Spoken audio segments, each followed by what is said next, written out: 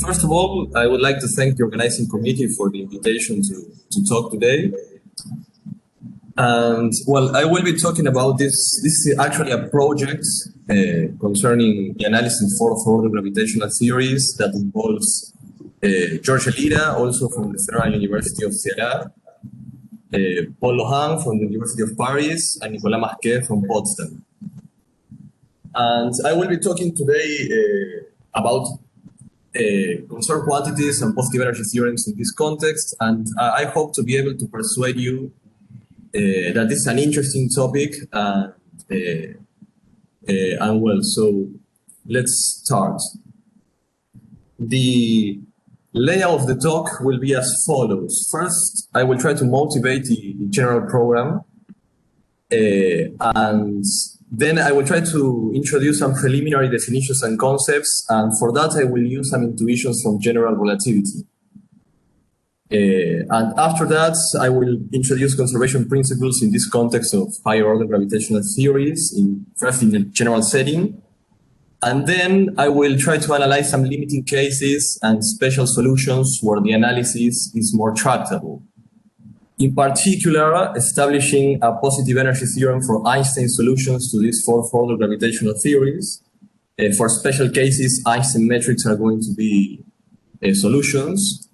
And finally, I want to end by analyzing a particularly interesting limit, that is the stationary limit. In these parts, the problem becomes properly Riemannian. So I will start the talk in a Lorentzian setting, and then I will end in a completely Riemannian setting. And in this context, I can prove a general positive energy theorem, and I would like to relate this to positive mass theorems for the Pan operator. So for the general program, I will always consider globally hyperbolic spacetimes. So for me, spacetime is going to have this kind of structure.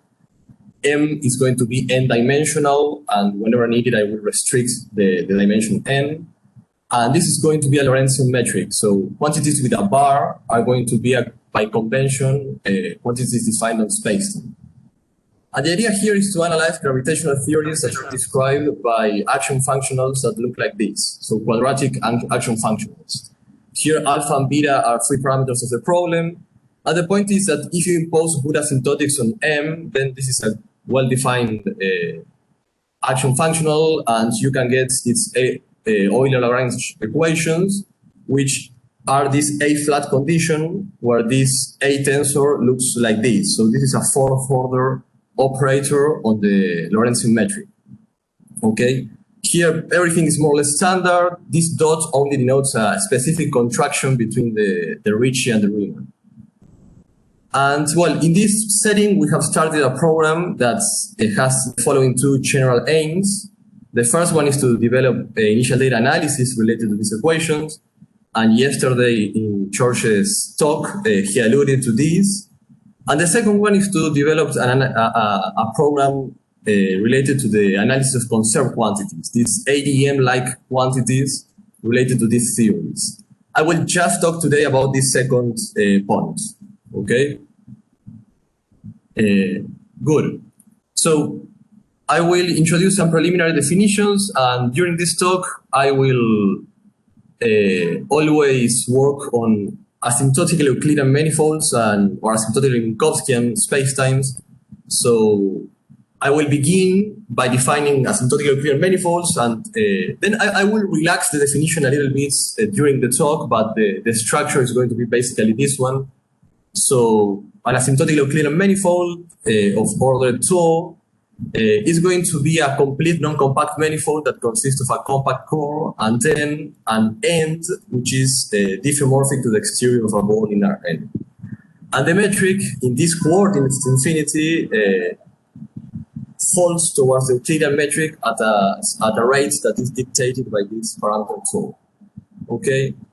And the analysis of conserved quantities in general relativity is quite complicated, but when you have controlled asymptotics, it's tractable.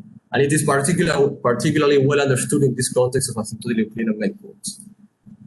And typically, we will also have to demand that derivatives decay at infinity. But this depends on the specific problem at hand, and so I will impose these conditions on the derivatives whenever necessary. Okay, so with this definition, you can introduce the idea of asymptotically Minkowski manifolds, and the idea is, well, now you have a globally hyperbolic manifold where the manifold M has this special structure at infinity.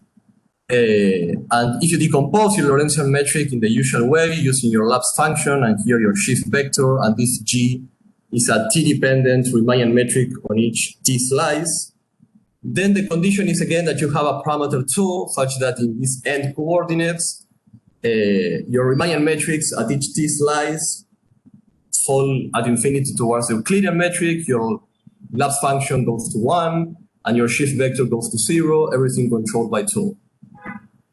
Good. So here, how in this context, even in the context of general relativity, can you produce conserved quantities?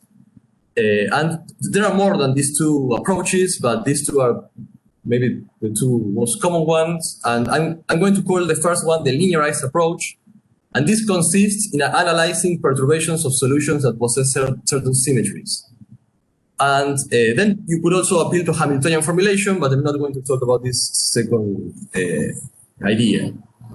So I'm going to introduce this linearized approach in the context of the Einstein equations, and then this translates quite straightforwardly to the fourth order case. The idea is, well, if you consider the Einstein equations in space-time, they look like this. So you have the Ricci tensor, the scalar curvature metric. On the right-hand side is some energy momentum tensor that depends on the Lorentzian metric and some collection of fields that denotes the physical content of your space-time. And the idea is that, well, if you assume that you have a background solution, when I put a hat on a quantity, it's going to mean that it is some preferred background solution that it's fixed. So if you have some background solution that has some killing field, then the Bianchi identities for the Einstein tensor reflect on a linearized Bianchi identity. So here this P, this big P, is a one form that's going to depend on your background in some perturbation and your killing field, and is defined to be the linearization of the Einstein tensor on your background solution applied to your perturbation and contracted with your killing field. So the Bianchi identities imply a linearization of your Bianchi identities that is given by this local conservation principle. And the point here is that, well, this gives you automatically a flux formula. So you could integrate this over a cylinder in space-time. You can fix a compact in M at t0 at some other t, and then integrate in the cylinder between these two times. And then you get a flux formula there. And this is going to give you a notion of a conserved quantity if you can push the lateral boundary to infinity and show that that is not going to contribute. Then you're going to get a quantity that is conserved through evolution, and that is canonically associated to the presence of some background symmetry. So it's a very good notion of for instance, if the background symmetry is time-like, it's a very good candidate for a notion of energy.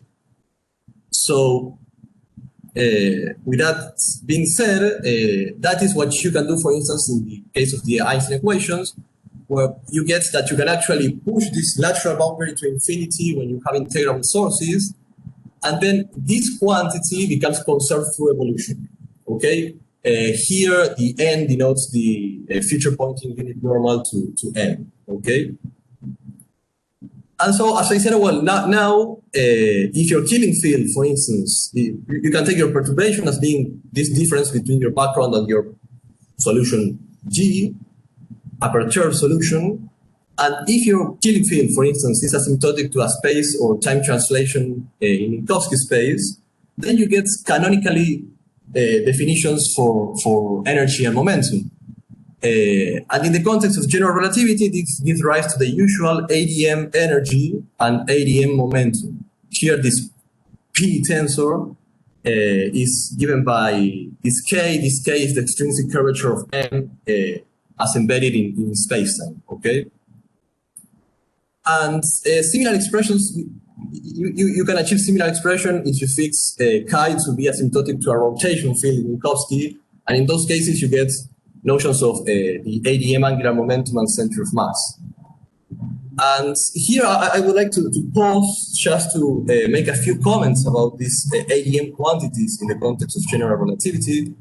I know that many people here maybe are experts on this topic, but just to put everyone in the same page, these may be quite odd-looking quantities that don't seem to be geometric in any deep sense. But for instance, a priori, that could be the case, but you can show that if your decay is good enough and you are working with integral sources, then these quantities are well-defined. They are independent of your coordinates to infinity. They are independent of the sequence of compacts that you use to compute them. And furthermore, these odd-looking quantities have had a tremendous impact in the differential geometry and geometric analysis. And I want to emphasize this because we have these quantities being important from the context of general relativity for physics, because they are conserved quantities in this context.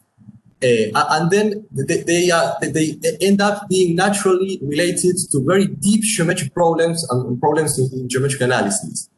And again, although some people are very familiarized with this, in order to make this point very emphatically, I wanted to present just 2 slides commenting on some of the aspects where this has been very, very interesting from the geometric point of view. Clearly, the most celebrated result is related with the positive mass theorem.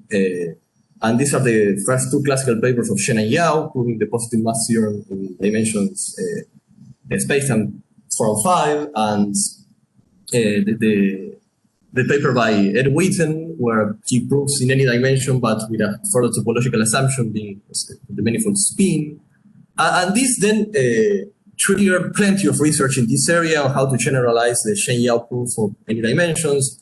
And this is one of the most remarkable papers, putting things in dimension up to 7. And even recently, there has been a lot of research trying to generalize this kind of proofs for any dimensions with no further topological assumptions. And these papers have been put out by Shen Yao and by Lockamp, where they claim to have a general proof of the statement. And then there's this remarkable link between the positive mass theorem and the resolution of the Niemeyer problem in Riemann geometry due to an observation of Rich Shen. There are also plenty of rigidity phenomena associated to scalar curvature that are related to the positive mass theorem, and these are just 2 examples.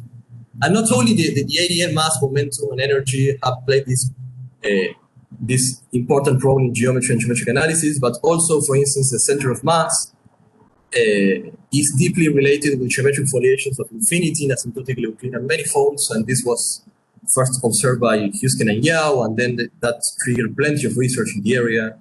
And also rigidity aspects of positive scalar curvature related to the positive energy theorem have influence, for instance, gluing constructions such as this Carlotto-Shen gluing.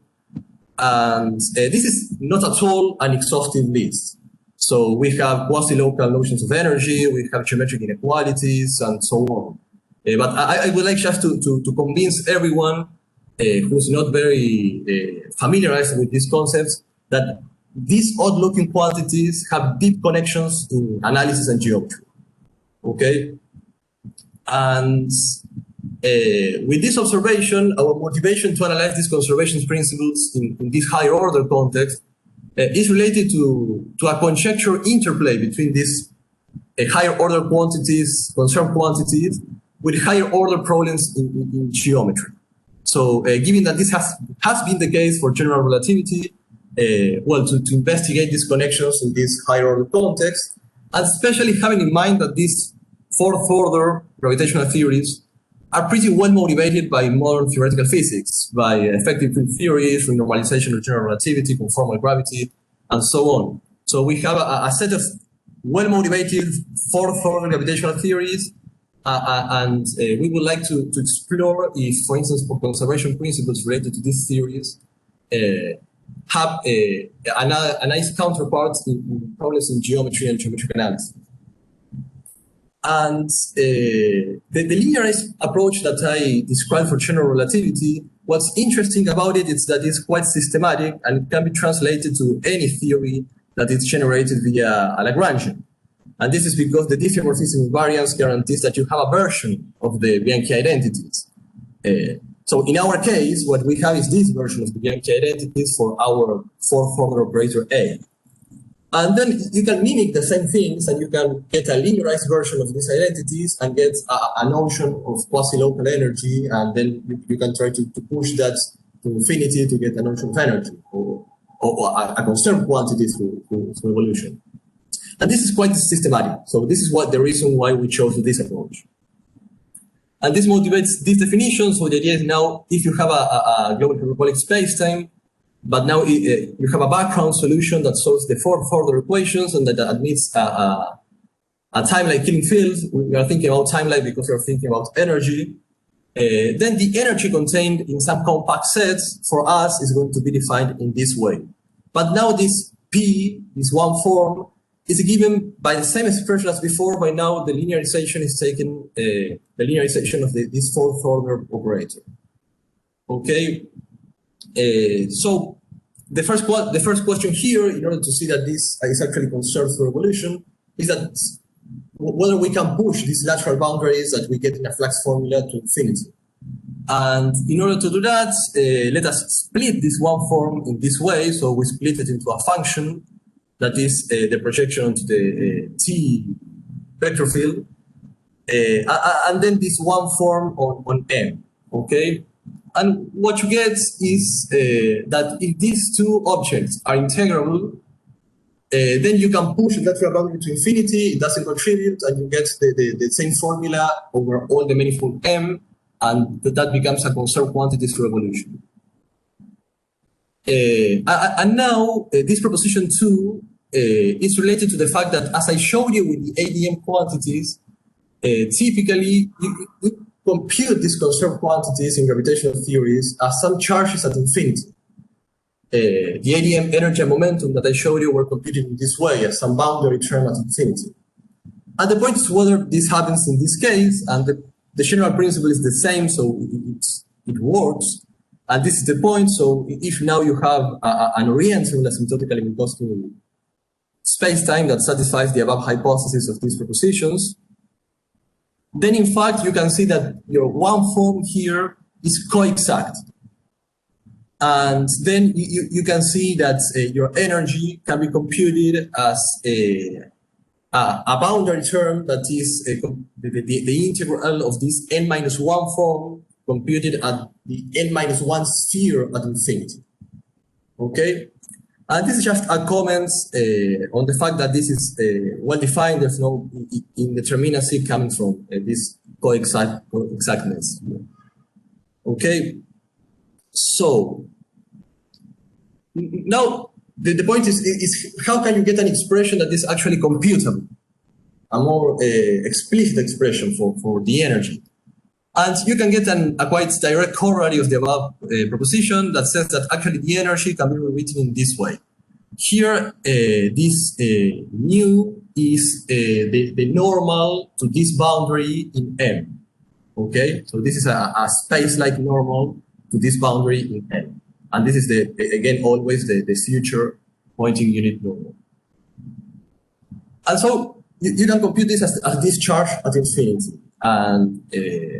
And we know when it is well defined. And now the point becomes, in order to be able to say more explicit things about this energy, is how to compute this more explicitly. And this proposition deals with what is the explicit form of these two forms when the background solution that possesses a symmetry is taken to be an Einstein solution. Here I would like to remark that, for instance, Ricci flat solutions are always solutions of the fourth order equations. In dimension 4, Einstein solutions are always solutions of the fourth order equations. And in other space-time dimensions, you need to choose good parameters of alpha and beta. But if you take your background to be Einstein, then you can find an explicit expression for this two form, okay?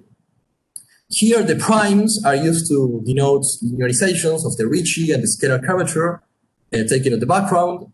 And these PGR and QGR are the corresponding quantities in the context of general relativity.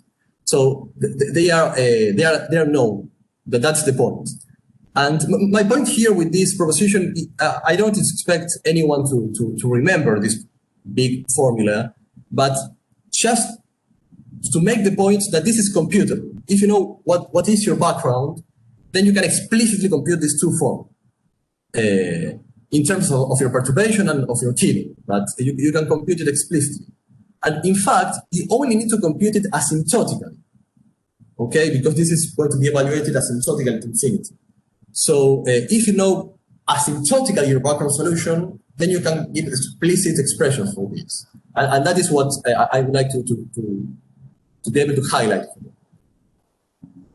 Now, this is just to comment that the above expression was already known in the physics literature when the linearization is taken about around a maximally symmetric space. Okay, so that's work is known from this work of Desser and Tekin. And as I said, we only need to evaluate the above expression asymptotically. And this is the next step. So we are going to suppose that our background solution has a particular asymptotic behavior. It's asymptotically Minkowskian of order tau hat. So this is going to be the lapse associated to the background, the shift associated to the background, and the t-dependent metric on each t slice associated to the background. And this tau hat is the parameter that controls the decay at infinity of the background. Okay. And now, I'm sorry.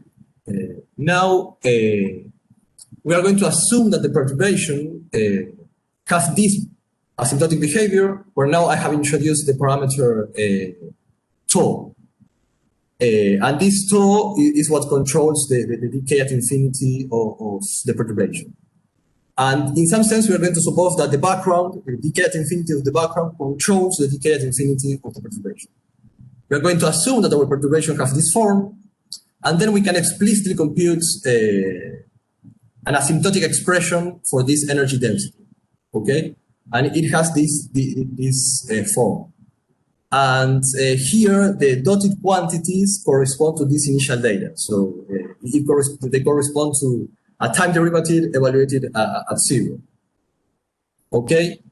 And this is what motivates the following definition of energy, that basically what it does is neglect these error terms. Okay? So the energy is going to be given in terms of the leading order part of the above expression whenever the limit exists. And here I would like to highlight just a couple of things. Again, I don't expect anyone to remember this big equation, but maybe that's this first term is a very suggestive generalization of the ADM energy, a higher order generalization of the ADM energy. And then that you have these other terms that are clearly extrinsic. For instance, this the first time derivative of the metric at t0 is related to the extrinsic curvature, so this is going to be related to the time derivative of the extrinsic curvature at t0. So these terms, these dotted terms, are extrinsic quantities, and then you have a contribution from the lapse. Okay, and the point is that, well, if you were to inspect this very carefully, you would be able to get at least some limits where this expression gets reduced and the analysis is tractable. And this is what I'm going to try to do in the next slides, okay? And another comment is that especially in dimensions spacetime 4 and 5, low dimensions, that the asymptotics that are going to be good for us to get some contribution for the energy, they may be completely different from the usual asymptotics that we expect from general relativity. And this is important to notice. For instance, in low dimensions, you can have perturbations that grow at infinity. Okay, and this can be exemplified if you take as your background Ricci flat solution, your Schwarzschild metric, then you can see that the error terms, if the tau that control the behavior at infinity of the perturbation, if it has up to linear growth, then the error terms after integration on a sphere and passing to the limits, they don't contribute. So you may have perturbations that even grow at infinity. And this is maybe unexpected initially if you were to expect that the decays should be those that we are accustomed from general relativity. Okay? So in order to build some intuitions about this energy, the first step would be maybe to have some solutions like some Schwarzschild type solutions that provide good interpretations for the energy. And this is the case in general relativity. But the point here is that finding explicit examples of A-flat metrics is non-trivial, even for highly symmetrical solutions. And this is a topic that has been revisited several times in physics. And the most tractable situation is the conformal case. This case is when the space-time dimension is 4, and you have this combination of parameters. And in this case, the space-time equations are actually conformal. And good. In this case, we can actually classify all the exterior static spherical symmetric solutions. And the point is that the largest family in this classification belongs to the conformal family of this well-known solution that has been treated extensively in the context of conformal gravity. And this is a Schwarzschild type solution, but where this f function now has this first part that looks like Schwarzschild, and then it has some linear growth and some quadratic growth. What is important about this solution for us is that all the integration constants here, they have good interpretations a priori. This m is clearly related to the Schwarzschild mass, this lambda is clearly the cosmological constant, and then this linear term that is controlled by this mu constant in the context of gravity, conformal gravity, where this solution has appeared, it has a nice interpretation related to properties of dark energy. So the point is that all the integration constants here can be nicely interpreted, okay? And I'm going to write the solution more compactly like this. And also, if you look at the parameter space, then you can choose good parameters so that the solution is actually defined up to infinity. It's an exterior solution from some R0 up to infinity. And in those cases, you can compute its energy, and these cases always include a non-negativity, a non-positivity for the cosmological constant. And what is interesting is that in those cases, the fourth order energy associated to this solution exactly detects this linear term that has a nice interpretation related to dark energy. So you can detect something that is meaningful, but again, I want to highlight that here you are posing perturbations that grow at infinity. So for this, you have to give up some intuitions about how the solution should behave at infinity. Okay. But the point is that it doesn't seem to be easy to get much better intuitions from explicit solutions. And this is because, as I said, it's quite difficult to get explicit solutions in this context. So what we are going to do next is to analyze some implicit solutions where there are no further symmetry assumptions in the construction, but these solutions are going to be actually lower order. So again, we're going to think about the n=3 case, so space-time 4-dimensional. And in this case, as I said, all Einstein solutions are A-flat.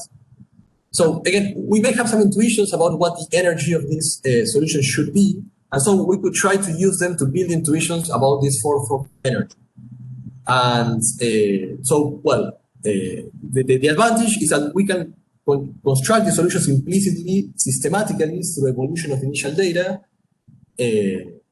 But, well, these solutions are not actually fourth order, they belong to a second order family, okay?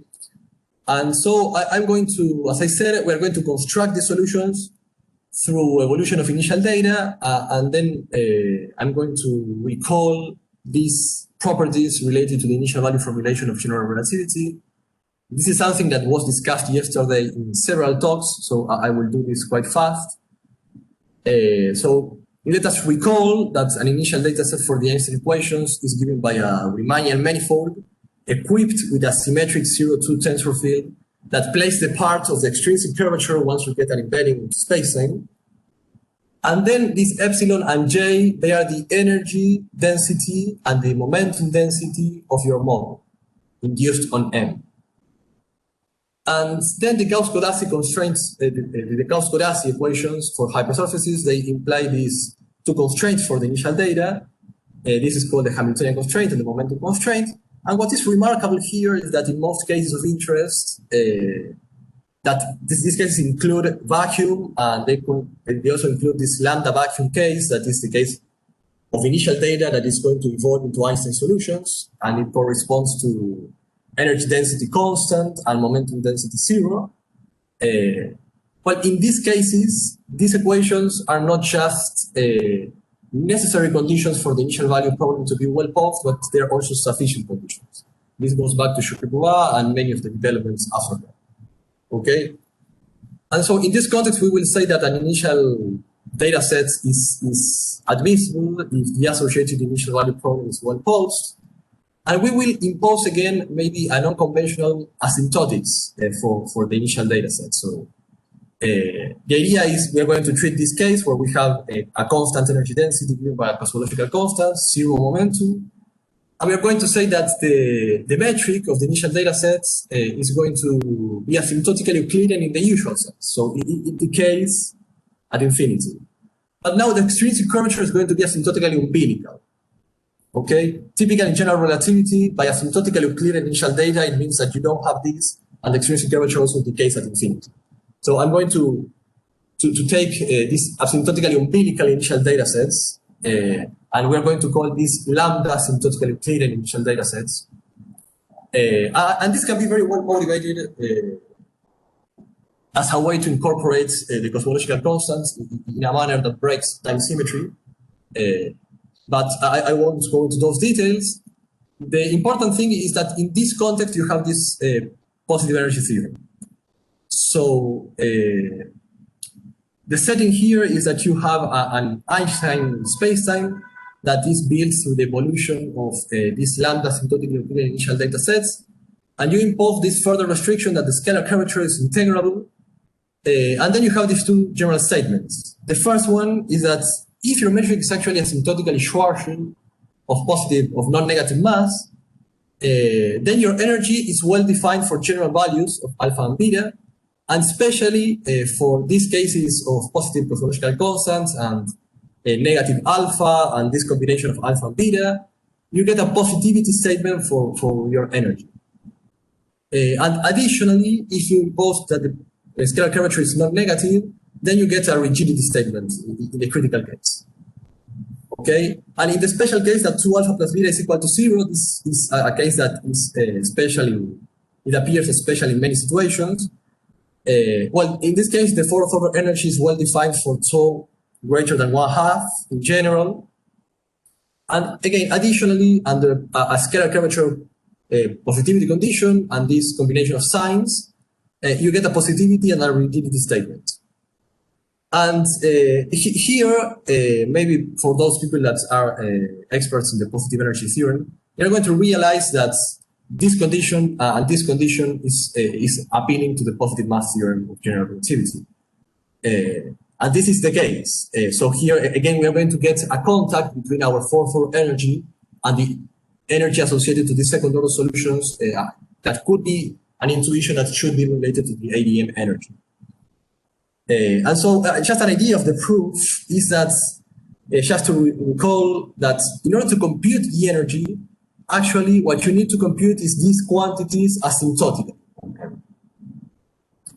And appealing to properties of the evolution problem in general relativity that are related to geometric uniqueness, gauge freedom, conservation of constraints, and so on, you can actually do this. You can compute these quantities asymptotically at infinity. And I mean at t equals 0. And the point is that here all the contributions, the meaningful contributions to the fourth order energy are going to be extrinsic contributions. So all the contributions are going to come from this quantity here, this g dot dot. And if you remember the expression of the energy involved some spatial derivatives of this g dot dot. And then our asymptotically umbilical condition is going to imply that this spatial derivative are going to be translated into derivatives of this metric here. And the problem was somehow tailored to give us this. So in this case, the energy is going to look like this. And looking like this, well, you can recognize already that this part is basically proportional to the ADM energy. And then you have this part that maybe it can spoil the right asymptotics for the ADM positive mass theorem. And so you can split the results in these two ways. Well, if you are asymptotically Schwarzschild, then you can compute this explicitly and see that this is the value of your energy. So you get positivity in this combination. And the rigidity is going to follow from the positive mass theorem if you're under the conditions of the positive mass theorem. And now in the case that 2 alpha plus beta is 0, then you can kill this term and you get something that is proportional to the ADM energy. And again, both the positivity and rigidity can be extracted from the positive mass theorem of general relativity. Okay, so again here, but imposing maybe non-conventional asymptotics and going to a simplified case, you can see that this very complicated notion of energy gives you a nice result and maybe confirms intuitions about what you should get. And furthermore, it's linked with interesting problems in geometry being linked to the analysis of the ADM energy. Okay. And finally, I want to discuss in some detail this limiting case. This case of stationary solutions of the fourth order equations. Okay. In this case, for us, stationary solutions is just going to mean that we have a solution that of the space-time equations that looks like this. So the point is that nothing here is t-dependent. So this lap function is going to depend just on m. And this is going to be a symmetric tensor field that restricts on each t slice to the same Riemannian metric. And in this case, if you recall the general expression for the fourth order energy, all the quantities that involve time derivatives are going to go away. And furthermore, if you consider again this special case of 2 alpha plus beta equals 0, then you can kill the part that corresponds to the lapse function, and you get a purely intrinsic Riemannian situation. So the energy in this limit looks like this. We're going to set alpha equal to -1, and so we're going to just call this the energy associated to the Riemannian metric G. Okay, and now I'm going to tell you about some properties of this energy in this context. But before I wanted to make a couple of remarks. Again, here the Q curvature for Riemannian manifold is going to appear as the most important quantity. And just to recall everyone what the Q curvature is, the Q curvature is this fourth order operator on the Riemannian metric. So this depends on the second order of the Riemannian metric, so this is fourth order. And so the leading part of the Q curvature is this Laplacian of the scalar curvature. Okay? And maybe again, for people that are experts on the analysis of ADM energy, maybe they already noticed that the first two derivatives here are related to the scalar curvature completed asymptotically. And so this is going to be related to some integral over the inner domain that has this sphere as a boundary of this Laplacian of the scalar curvature. So maybe this could be something that is easy to see as an intuition if you have some intuitions about the positive energy theorem in general relativity. And the important thing is that shows that if you control the Q curvature, you're going to be able to control many properties of the energy. Good. So the first point is to see when this notion of intrinsic energy is well defined, and this is very much in the spirit of certain theorems by Barnett in the case of general relativity. So the point is, well, if you have an asymptotic Euclidean manifold, dimension at least 3, and you have a structure at infinity where the metric decays by this rate tau, and this rate tau is greater than this tau n. And tau n is going to be 0 in dimensions 3 and 4, and it's going to be n-4/2 in greater than dimensions. So under this condition, and an integrability condition on the Q curvature, then the energy is going to be well defined, and it's going to be independent again of the sequence that you use to compute it, and so on. And again here, in the case of general relativity and the positive energy theorem, you have an integrability condition on the scalar curvature. Now you have an integrability condition on the Q curvature. And then you have this result that says that if you have different structures of infinity that satisfy the decaying conditions of the above proposition, then actually the energy is equal in both cases. So the point is that the energy is independent of your structure at infinity if your structures at infinity have this minimum decay. And therefore, you see that this is actually a well-defined geometric object within a suitable class of asymptotic Euclidean manifolds. And moreover, in these cases, you can see, as I said previously, that the energy can be computed in a completely coordinate-independent fashion. Okay? And this gives us an easy positive energy corollary. Basically, the point is that under the conditions for these holes, if your scalar curvature satisfies this inequality, then this is going to be manifestly non-negative. And in the critical case, you're going to have that the scalar curvature is going to be harmonic, and then you can appeal to the maximum principle to say that the scalar curvature has to be zero. And so the point is that you get a rigidity statement, but this rigidity is quite weak because the scalar flat asymptotic Euclidean manifolds are interesting. So this is a rich family. So the point is to get a better positive energy theorem. But we are going to have to impose some further conditions if we want to have a good rigidity statement. And so this remark, what points out is that actually the energy can be computed in this way, and this is probably the most useful way to compute the energy. So it's like this kind of asymptotic average of the normal derivative of the scalar curvature, of the radial derivative of the scalar curvature. And in this context, we can prove these two theorems. I have separated them into a positivity and a rigidity part.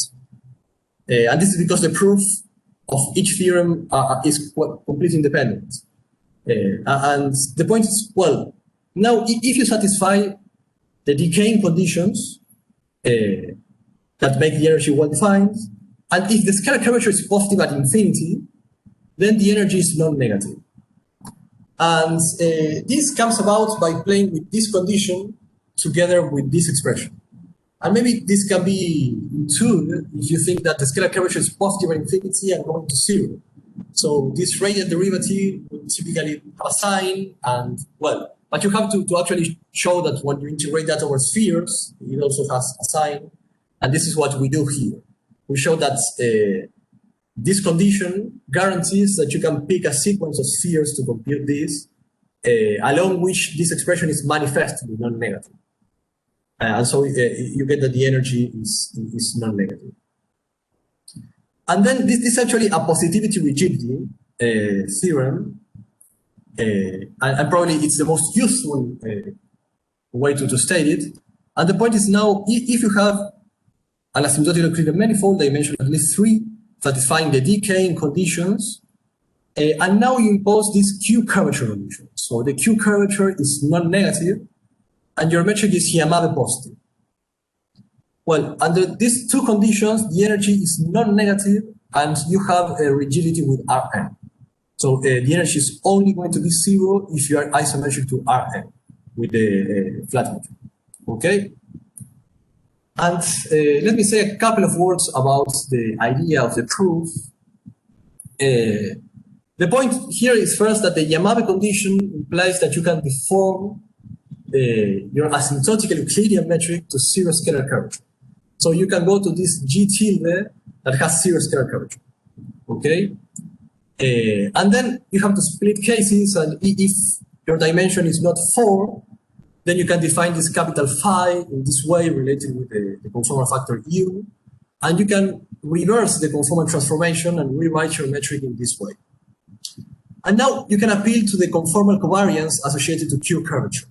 The point is that under this kind of conformal transformations, the Q curvature behaves like this, where the right-hand side involves the Panitz operator. The Panitz operator is a four-order operator that is defined in this way.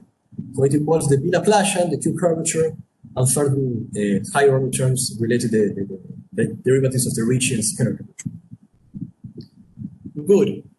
So the point now how to proceed is as follows. Well, first, a couple of remarks just that the Panitz operator here is an operator that plays a similar role to the role that the conformal Laplacian plays in the scalar curvature deformation problem, but in the prescription of conformal Q curvature. Okay, so you should think about the Panitz operator as an higher order analog of the conformal Laplacian. The conformal Laplacian is basically this operator here. And now the idea is, well, since your metric G tilde is scalar flat, if you remember the definition of Q curvature, it had some term involving the Laplacian of the scalar curvature, the scalar curvature squared, and the Ricci curvature squared. The scalar curvature terms are going to be 0, and then you get that the Q curvature has a sign. Okay, so this Q curvature here is going to be given by this term involving the Ricci. You can put this in the left-hand side of this equation, and then the left-hand side has a sign because by hypothesis this was non-negative. Then you can integrate that over some large domain, and since the right-hand side involves two divergence terms, you can push the right-hand side into some boundary term, and then the idea is to work with that. So this is what I was saying. You get this as the left-hand side of your equation, where you have a sign on the left-hand side, and you get this right-hand side. Now, the idea is to estimate the right-hand side. This is tricky, but the point is that since phi is related, let me go back, since phi is related to u, and u solves these equations, you can actually estimate these derivatives on phi, and what is stunning is that this converges to n minus 4 times the energy, the fourth order energy. So when you take the limits, you're going to get something that is the energy, this n minus 4 is going to cancel this n minus 4 and this n minus 4, and you have a sign on the left-hand side, so you get a sign on the energy. And furthermore, you get a rigidity, because if the energy is 0, you're going to have to be Q flat, and your conformal metric G tilde is going to have to be Ricci flat. But Ricci flatness for a asymptotically recurrent manifold is strong. It implies flatness. So the point is you're going to be Q flat and conformally flat. And not only that, you're going to be, actually M has to be Rm. You have this strong rigidity because of Ricci flatness of your conformal metric. And well, this is going to imply that your conformal factor with Rn, with the flat metric, has to be biharmonic, and with the maximum principle, that implies that it has to be harmonic, and that implies that it has to be constant, and then you're flat. And so the point is that you get the full rigidity statement. And the case of dimension 4 is quite similar, but the only important difference is that your conformal transformation here is different, and the transformation with Panitz is different, because this transformation doesn't work here with n equal 4. So you use the right conformal transformation and the right link with Panitz, and things work in the same way. There are two observations here that I would like to make. The first one is that the Q curvature condition is quite sharp. It cannot be the Q curvature condition, meaning the non-negativity of Q curvature. You cannot relax this equation and get rigidity if you want to keep the other conditions. And then that, well, this theorem has a couple of nice corollaries, this kind of curvature topology rigidity corollaries, but I will skip them. Because what I want to have a couple of minutes to discuss is the relation with the positive mass theorem of Panitz. And so I'm going to say a few words about this, and just to try to situate the problem. And so I'm going to change the scenario a little bit, and let us consider a closed Riemannian manifold of dimension at least 5. Then associated to the Panitz operator, we have this fourth order invariant. And this invariant, it plays a similar role in the conformal deformation problem to the Yamabe invariant for the scalar curvature deformation problem. And it's also, this is a conformal invariant, as I said. And the point is that this positivity condition implies that the Panitz has a green function. Now, in fact, since this is conformal invariant, you have a green function for every element in your conformal class. And now the point is that, contrary to the case of the conformal Laplacian, nothing guarantees that the green function is positive. So you have to impose this through some other hypothesis. For instance, if your Yamabe invariant is non-negative and you have a conformal metric that has Q semi-positive, then you have positivity for the green function. Q semi-positive is going to mean that Q is non-negative and not exactly zero. Okay? And we're going to assume that the green function is positive. Okay? And in this case, let us draw the attention to what happens when you look at the green function around a singularity. This is for people, again, that are experts in scalar curvature. This is very much related to the case treated, for instance, in the famous Yamabe problem by Lee Parker. So the idea is that if you consider these cases, the dimension between 5 and 7, or G locally conformally flat, and if you go to conformal normal coordinates associated to a metric G tilde, then the green function of the Panitz of G tilde has a very nice expansion around your singularity. And this constant here is called the mass of Panitz. And this is an analogy to what happens for the conformal Laplacian. In the case of the conformal Laplacian and the scalar curvature problem, you have a similar expansion for the green function in the Yamabe positive case. And the constant that appears here in that case, it's called the mass because it was an observation by Rick Shen that constant is actually related, it's proportional to the ADM energy of general relativity. And good. And the sign of alpha here, it plays a crucial role in the conformal prescription problem for Q curvature. And again, this is very analogous to Shen's resolution of the Yamabe problem, where the constant that appears here in the Yamabe problem also plays a crucial role in the scalar curvature deformation problem. And in the Yamabe problem, the sign of this constant is a consequence of the positive mass theorem of Shin-Yao. And in the Q curvature problem, the sign of this constant has been analyzed by several authors, and the state of the art is that this theorem holds. So the point is that if in this situation, if you are Yamabe non-negative and you are conformal to a metric of semi-positive Q curvature, then the mass of the Panitz is non-negative and it vanishes if you are conformal to, or only if you are conformal to the standard theorem. This was initially shown to be true by Ambert and Ono in this paper for the conformally flat case. Then under these conditions, this was improved by Gursky-Malchiori in this paper. And finally, the scalar curvature condition was relaxed by Han Yang and put this Yamabe positivity in this paper. And the above theorem was used by Han Yang to analyze this Q curvature deformation problem. And the idea is, again, very similar to the ideas of Shen in the Yamabe problem, where having a sign for M guarantees that you can solve the problem in these dimensions between 5 to 7 and the locally conformally flat case. And what I want to highlight is that the above theorem, just as much as in the Yamabe case, the sign is a consequence of the Shen-Yao positive mass theorem. The above theorem is a consequence of our positive energy theorem for the fourth order energy of these gravitational fields. And the proof, again, is very similar to what happens in the second order case, but putting everything in context of these fourth order theories. And basically, the point is that under the above conditions, when you have this green function and it's positive, and you have the above expansion for the green function, then you can go to the stereographic projection of your manifold using your green function, and then the singularity becomes your infinity. And this manifold is asymptotically flat. And not only that, but in these cases, dimension between 5 to 7, or if you're flat around P, then your fourth order energy is positively proportional to the mass of Panitz.